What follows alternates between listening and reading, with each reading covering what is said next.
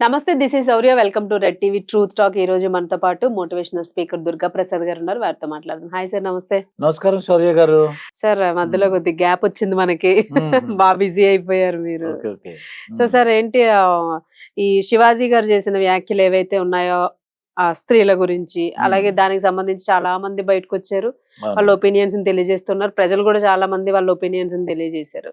అసలు అంటే మీకేమనిపిస్తుంది? అసలు సాంప్రదాయం అంటే మీరు స్త్రీలని కొద్దిగా గౌరవిస్తారు కాబట్టి మీకు సాంప్రదాయము, ఆ వస్త్రధారణ, దానికి సంబంధించి అసలు ఎలా ఉంటే బాగుంటుంది, ఎలా ఉండాలి?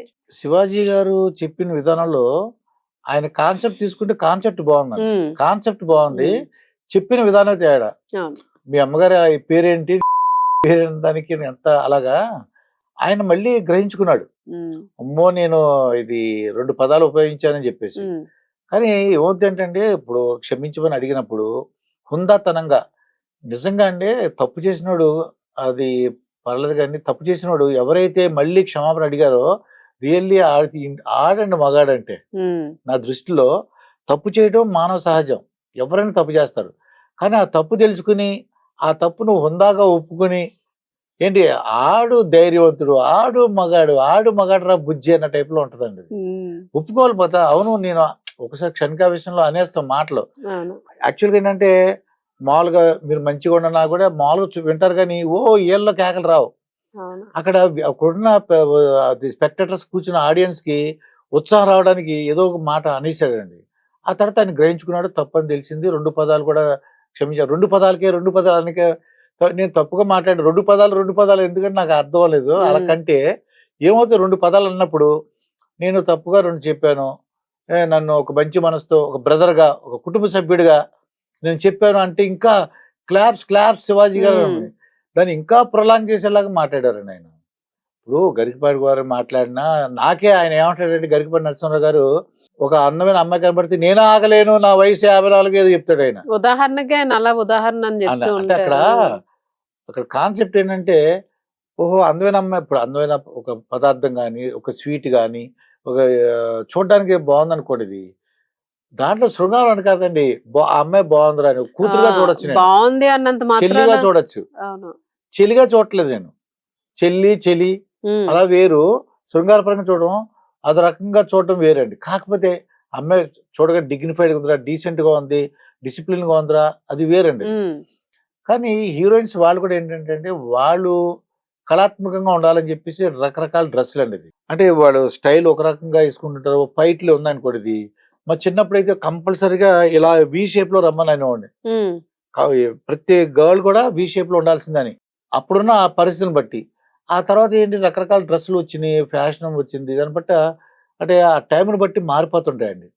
దాన్ని బట్టి కొద్దిగా సాంప్రదాయంగా అంటే మగవాళ్ళు కూడా మార్పు వచ్చిందండి. ఇదివరకు ఇప్పుడు ఒక అమ్మాయి అనుకోండి మీద చేసి మాట్లాడేసేవారు. అంటే పెద్ద గుంపులాగా నేను చూసేవాడిని కదా, చిన్నప్పుడు చూసేవాడిని. ఈ తోపులాట్లో అప్పుడు కెమెరా సిస్టమ్ కానీ అది తప్పని కూడా తెలియదు వాళ్ళకి. వెళ్ళిపోయి కొట్టేయడం, లేకపోతే ఒక హీరోయిన్ వస్తే చిన్నప్పుడు అండి, మా చిన్నవాళ్ళు హీరోయిన్ వస్తే మీద పడి నొక్కిసేవారండి మొత్తం. అంటే అక్కడ అర్థం ఏంటంటే ఆ అమ్మాయిని టచ్ చేయాలని. మంచి ఏంటంటే, నేను హీరోయిన్ పట్టుకున్నాను, హీరో అయిపోతాడు.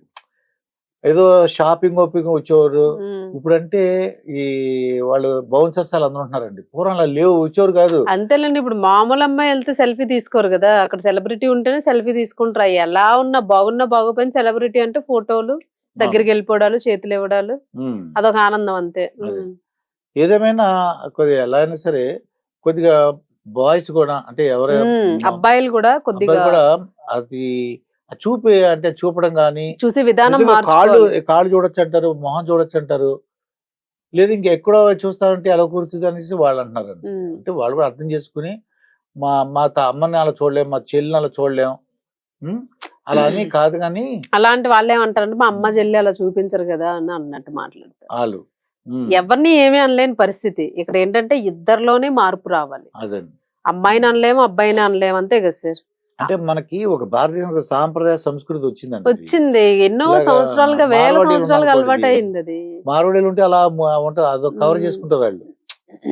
లంగా జాకెట్ వేసుకుంటారు, ఈయన శారీ కట్టుకోరండి మారోడి అనుకుంటా, అది తెలిసిపోద్ది ఆ మారోడి కట్టులో. స్టైల్ తెలిసిపోతుంది మనకి. అది లంగా జాకెట్ లాగా ఉంటది, ఇలాగా పైన కవర్ చుట్టుకుంటారు. వేసుకుంటారు. అవును. ఈ మారోడి అని మనకు అర్థమైపోద్దండి. సంప్రదాయం అదే, ఎవరి ట్రెడిషన్ వాళ్ళది. పంజాబీ డ్రెస్ చూడండి, పంజాబీ ఎక్కడో పంజాబీ డ్రెస్ కొనవాళ్ళు ఎంత పాడేస్తున్నారండి. అవును. అది బాగుంది, కంఫర్ట్ గా ఉంది. నేను చూస్తాను కదా పెద్ద పెద్దోళ్ళే ఆ శారీ కంటే నాకు ఇది మంచిది అని చెప్తారండి, అది కంఫర్ట్ గా ఉందని చెప్తారు. కంఫర్ట్ బట్టి అది పంజాబ్ డ్రెస్, ఒరిస్సా డ్రెస్ అలా కాదండి, ఇక్కడ కంఫర్ట్ కంఫర్ట్ బట్టి. చూద్దాం మరి ఎటువంటి పరిస్థితుల్లో మరి ఇక్కడ ఇదైనా చాలాసార్లు బ్రహ్మానంద గారు, చాలా మంది బ్రహ్మానంద గారు, గరికపాటి గారిని ఏదోటి మాట్లాడుతుంటారండి, న్యూస్ లో వాడేవాళ్ళు కూడా మాట్లాడుతుంటారు. ఎవరి వెర్షన్ వాళ్ళు వినిపిస్తున్నారు సార్. అది కాకపోతే ఏంటంటే కొంతమంది ఏమో పురాతన విగ్రహాలు అలా ఉండేవి కాదా, పురాతన విగ్రహాన్ని ఎలా చెక్కారు, అమ్మాయిలకు ఉంటుందని న్యూడ్గా చూడకుండా విగ్రహాన్ని చెక్కారా అని కొంతమంది వాదిస్తారు. కొంతమంది ఏమో ఆ న్యూడిటీని చూపించడం ఎట్లా చూపించడం అంటే చరిత్ర ఇలా నెక్స్ట్ సైన్స్ పరంగా పుస్తకాలు అవి రాసేది తక్కువ ఉంది కాబట్టి వాళ్ళు బొమ్మల రూపంలోనే నాగరికతను అర్థం చేసుకోవడానికి కొన్ని బొమ్మలు చెక్కడం అలాగా డెవలప్ అవుతూ వచ్చింది. ఇంకా ఆ రకంగా అన్వయిస్తూ ఉన్నారు. శిల్పాలు అలా లేవా ఇలా లేవా, ఇంకా వితండవాదం చేసే వాళ్ళతోని ఇక మూర్ఖుల కింద వదిలేయాల్సి వస్తుంది అంతే, ఇంకంతకన్నా ఏం చేయలేం. కాకపోతే ఎవరైనా సరే ఇప్పుడు అమ్మ చెంగు జారిందంటే కప్పమా మనం? కప్పుతాం కదా. ఆడపిల్లైనా మగపిల్ల అయ్యాను అయినా సరే ఆడపిల్లని కూడా మనం బయటకు వెళ్ళేటప్పుడు అదే దృష్టితో చూడాల్సి ఉంటుంది. సదా జోక్ చెప్తాడు ఏంటంటే, ఎక్కువ మీ గర్ల్స్ అందరూ బాయ్స్ ఏం చేస్తారంటే ఎక్కువగా ఈ ట్రైన్ లో కనబడుతుంటాం, వీళ్ళు ప్యాంట్ జిప్ వేసి కూడా మర్చిపోతారు. నిజంగా అది ఆ పక్కన నవ్వేస్తుంటారు. అప్పుడు నేను వెళ్ళి చెప్పిన సందర్భాలు కూడా ఉన్నాయి. నెమ్మదిగా వెళ్ళి పక్కకి వెళ్ళి మీరు కొద్దిగా సరి చేసుకోండి అని చెప్తాం. అలాగా చిన్న చిన్న విషయాలు ఉంటాయి. అది ఎందుకు చెప్తామంటే మిగతా వాళ్ళకి ఇబ్బంది కలగకూడదు, వాళ్ళ ప్రతి వాళ్ళు మనం గౌరవంగా ఉండాలి, సంస్కారం సాంప్రదాయం ఎన్ని ఉండాలని. సో మొత్తానికి అయితే మాత్రం మన ధర్మాన్ని ఏవో దుస్తులు అనేది ఒక ధర్మం అనే దీనికి కనెక్ట్ అయి ఉంది కాబట్టి ఎక్కువ మంది దానికి అంటే వస్త్రాలు బాగోవాలి అన్న దానికే వాళ్ళు ఇంట్రెస్ట్ చూపిస్తున్నారు చెప్పడానికి. కాబట్టి మనం వ్యతిరేకించినా కూడా మనం కూడా వ్యతిరేకం అవుతాం అక్కడ. మనం ఎప్పుడైనా సరే మన భారతీయ సంస్కృతి, సంస్కారం, సాంప్రదాయం, మాట తీరు అన్ని కూడా సరిగ్గా ఉండమని ఆడవాళ్ళైనా మగవాళ్ళైనా ఇద్దరును. అమ్మాయిని ఆ దృష్టితో చూడడం అబ్బాయిలు తగ్గించుకోవాలి, అబ్బాయిలు ఆ దృష్టితో చూడాల్సిన అవసరం ఏముందని అమ్మాయిలు ఎలా పడితే అలా వేసుకోవడం దాన్ని తగ్గించుకోవాలి. సో నేను మగవాళ్ళని సపోర్ట్ చేసి బాగా తగ్గిపోయిందమ్మా. ఎక్కడో 5 చూసారు, ఈ 95 మందిని కూడా అంటగట్టేయకూడదు, అంతే. 5 ఉండొచ్చు, అందరూ చూడరు సార్. ఇప్పుడు 100 మంది ఉంటే అందులో ఒక్కడెవడైనా ఉండొచ్చేమో అట్లాంటోడు గాని అందరూ ఆ దృష్టితో చూడరు. ఆ మిగిలిన 99 మంది ఇబ్బంది పడే వాళ్ళు ఉంటారు. ఇప్పుడు ఒక ఎగ్జాంపుల్ సార్, మామూలుగా చిన్న అమ్మాయి ఎవరైనా వేసుకొని వెళ్ళింది అనుకోండి, సపోజ్ పక్కనున్న ఎవరో అమ్మాయి, తండ్రితో మనమే పోతున్నాం బయటకి ఎక్కడికో, ఎదురుపడేసరికి ఇప్పుడు ఆ ఏజ్ లో ఉన్నోళ్ళు ఆ టైప్ అమ్మాయిని చూసేసరికి ఇబ్బంది పడుతుంటారు. రేపు పొద్దున్న ఇంటికి తీసుకెళ్ళగానే మనకు చెప్తారు, మన డ్రెస్సులు బాగోపోతుంది, ఎట్లేసుకొని మాకు చెప్పడం మొదలెడతారు. సో అట్లా ఉంటది పరిస్థితి.